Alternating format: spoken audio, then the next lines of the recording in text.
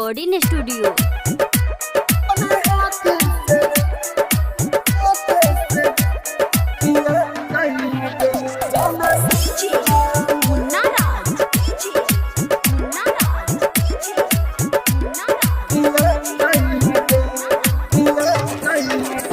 काले हाथों के बारात जब पियाज के साथ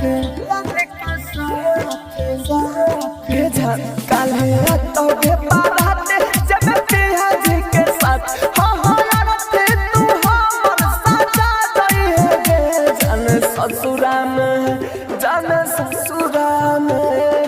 ससुरा में जाके भुला जाई है गे अपने हाथ से जहर रखिया जाई है गे जान ससुरा में जाके भुला जाई है गे अपने हाथ से जहर रखिया जाई है गे। Mix by A G recording studio.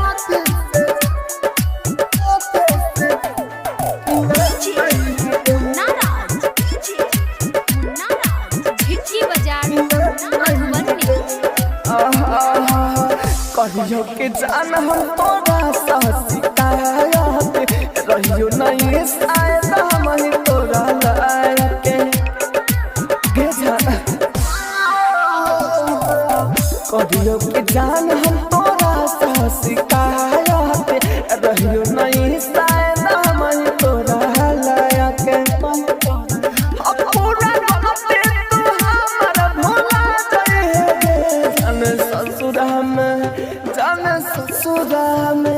जान ससुरा में जाके भुला जाइए गे अपने हाथ से जहर रखिया जाइए गे जान ससुरा में जाके भुला जाइए गे अपने हाथ से जहर पिया जाइए गे। आप सुन रहे हैं एजी एंटरटेनमेंट की धमाकेदार प्रस्तुति।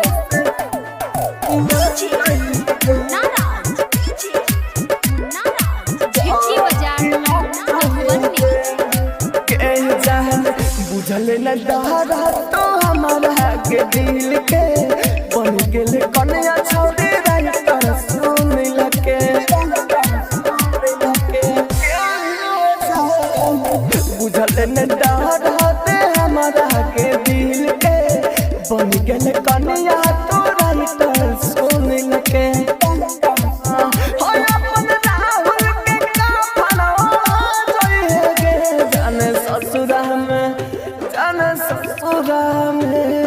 ससुरा में जाके भूला जाइए गे अपने हाथ से जहर किया जाइए गे जान ससुरा में जाके भूला जाइए गे अपने हाथ से जहर किया। Projected by